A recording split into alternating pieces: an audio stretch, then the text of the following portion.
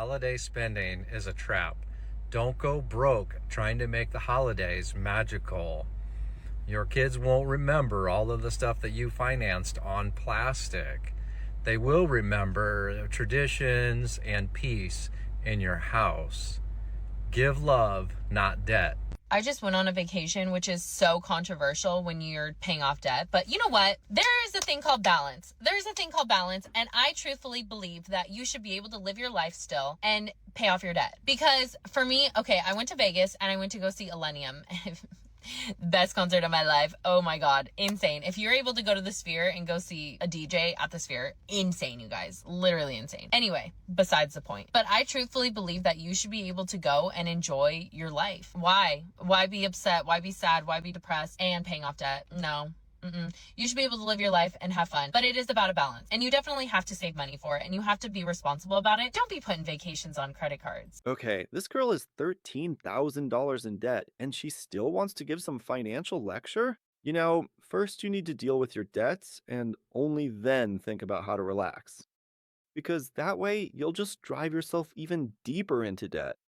And we just understand how bad this is because it's the wrong kind of financial literacy. I mean, I did for the points, but paid it off. Truthfully, I'm gonna still enjoy my life, but you gotta be responsible about it, you know? I am $13,000 in credit card debt, and I just booked a flight for a vacation.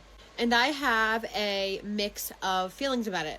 On one hand, I'm incredibly excited because I love solo traveling. I really picked it up in the past couple of years, and I have not solo traveled in 2 years since I've started to get a handle on my finances. But on the other hand, I'm like, was that the most financially responsible decision? And depending on who you ask, the answer is going to be very polarizingly different. We've even sat here talking to this camera, talking about how you should not be paying for flights while you are in debt. But it's not just like a thing, right? I'm not just buying like clothes or jewelry or shoes, whatever. It's like an experience. And obviously only people who enjoy traveling are going to agree with me. Other people are going to be like, you are dumb. But I'm very excited and I am nervous. I'm not gonna lie, I'm nervous because I am like, I probably shouldn't be putting any money towards traveling. I should be working on paying off my debt. And I am. If you follow along and you've seen my videos, you know that I am. It's also just like weird because I told myself I wasn't going to travel until I have 10 grand saved for my mom's African safari trip. And I don't have 10 grand saved yet for my mom's African safari trip.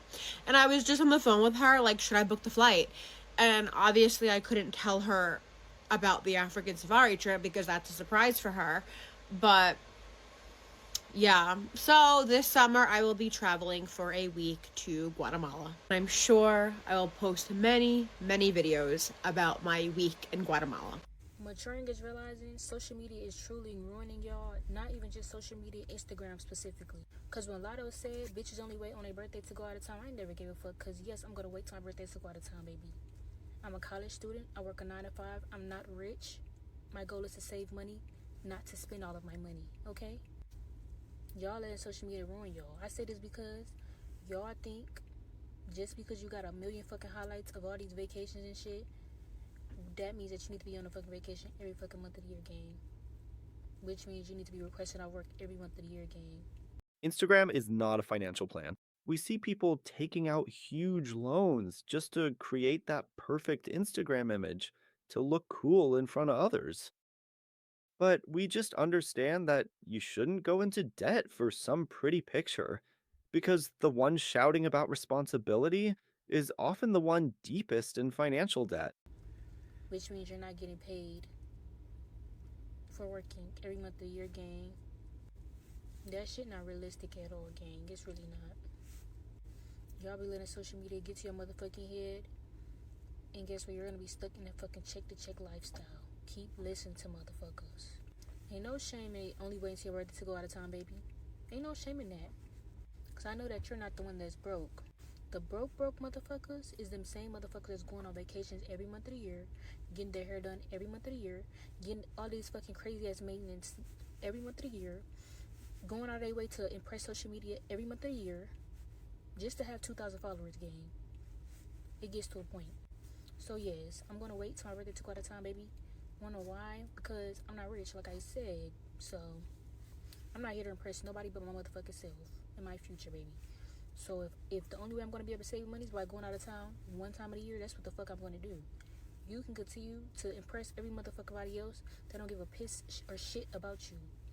While I continue to impress myself and do what the fuck makes me happy at the end of the day. I'm in $53,000 worth of debt and I went on vacation. Dave Ramsey doesn't approve of going on vacation. Therefore, I approve of you going on vacation. Let me show you what I spent for the 3 nights that I was there. Groupon was $512.19. A freaking steal if you think about it. It was 3 nights and 6 people in that room. The room comes with a bunk bed, another bed, a pull-out couch, and a queen mattress. They had a mini fridge. I recommend bringing an air fryer if you're going to go to Great Wolf Lodge because they have a microwave for the whole floor. Brought a ton of snacks and breakfast and lunch. That's how I was able to save a little bit of money. They put a $100 hold on my credit card per night that I was there, but then they took it off immediately after I checked out. And I only spent $79.50 for parking. All the activities that were there on the lodge, we decided to go with the Magi Quest for both kids. I had them share a wand. I spent $38.86.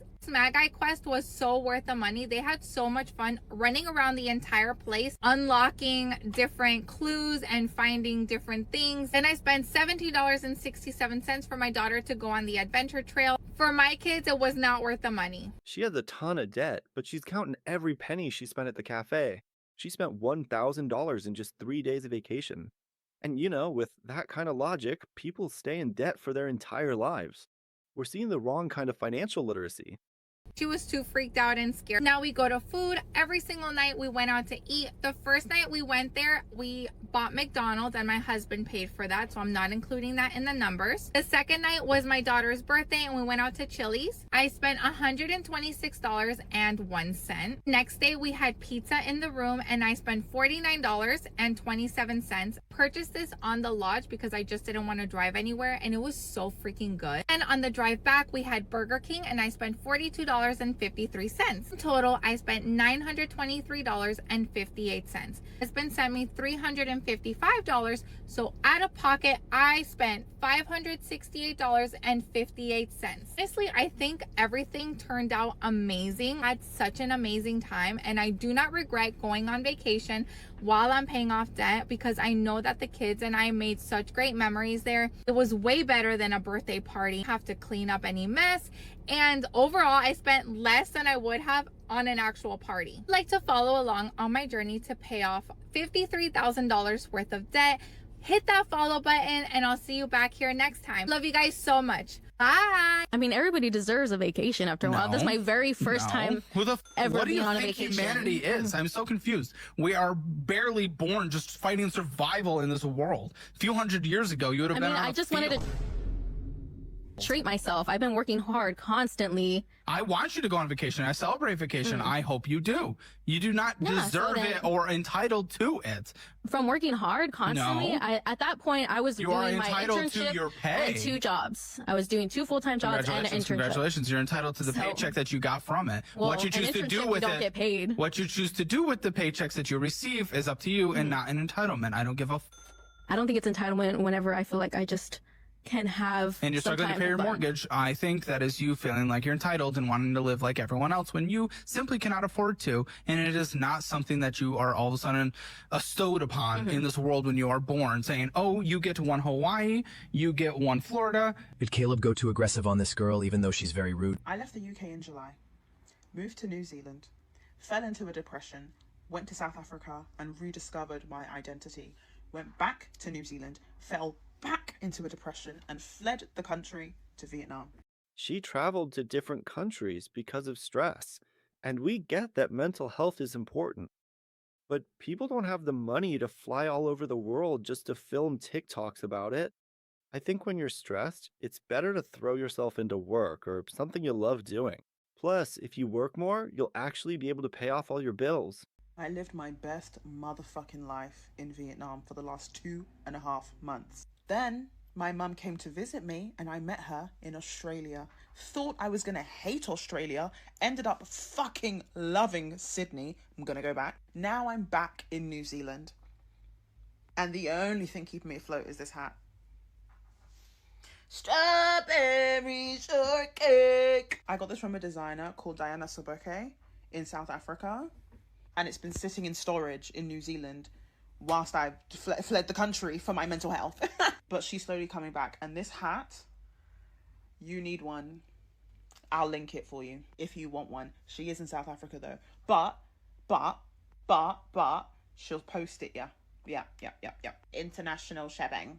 Every year there's one trap that parents fall into with their teens over the holidays, and that's over-interpreting their behavior. You know what I mean. Your teen walks in with flat expression, maybe grunting at you, and you think, they're ungrateful, they don't want to be here, they're ruining the day, they don't care about family anymore. Slow down, because a negative expression from your teen isn't a verdict about the whole holiday. It's usually exhaustion, social overwhelm, emotional intensity, or just being 16 or 17 with a nervous system still under construction. Here's the mistake. We turn their momentary state into a story about their character or our relationship or whether the holidays will be good or not. Parents think they're reading the room, but really what they're doing is projecting fear. Fear of drifting apart. Fear that the family isn't what it used to be. Fear that the holiday won't feel meaningful. So instead of interpreting, try observing. For instance, they seem quiet. They look tired. That's different for them today. Let that all be data, not a verdict. And if you actually need clarity, ask a grounded question. Hey, just checking in. You good? Is there anything you need? Most of the time, the answer is simple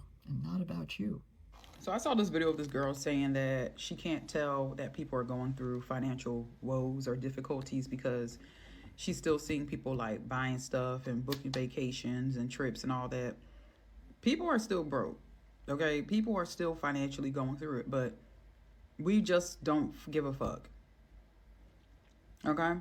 Bills are going to get pushed around. Something might be late. Still take that vacation. That's all. That's all I wanted to say, because vacation guilt is real. It's a real thing. Bills can wait, and people go on vacation anyway. And we see how a person tells their brain that they need to take a break. While you're on vacation, your debt just keeps growing, making it even harder to pay back later. You're relaxing now, but you're going to feel terrible later. But most people don't think about that, so they just drive themselves into an even bigger trap. It's when you have the guilt of booking a vacation, knowing you're about to go on vacation, and deep back in the back of your mind, subconsciously, you're still thinking about those bills that you got to pay, which have to be paid every month, mind you. Every month you got to pay bills. Every month. So what's 1 month of enjoying yourself or 1 day of enjoying yourself going to hurt? And knowing that the money that you're spending on this vacation or whatever could have gone to something else. People are still financially broke, best believe. But, I mean, what else can you do? Just, what else can you do? Pay what you can, and what you don't. Try to set up a payment arrangement, and live your best life. That's the only thing you can do. So make no mistake.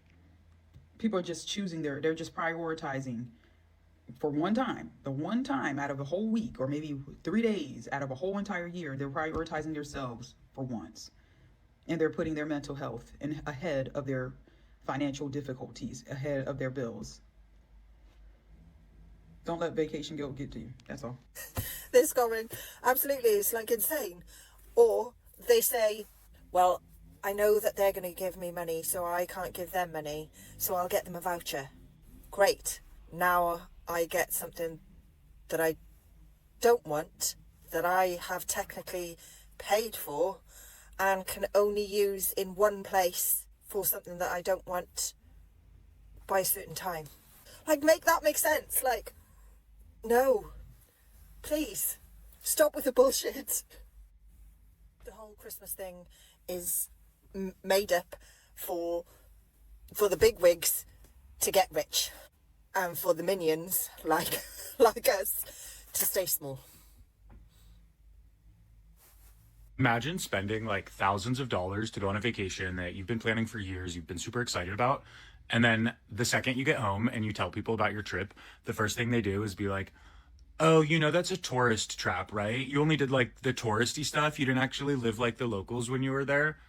We just heard some fair words. The system is created. We just heard the plain truth.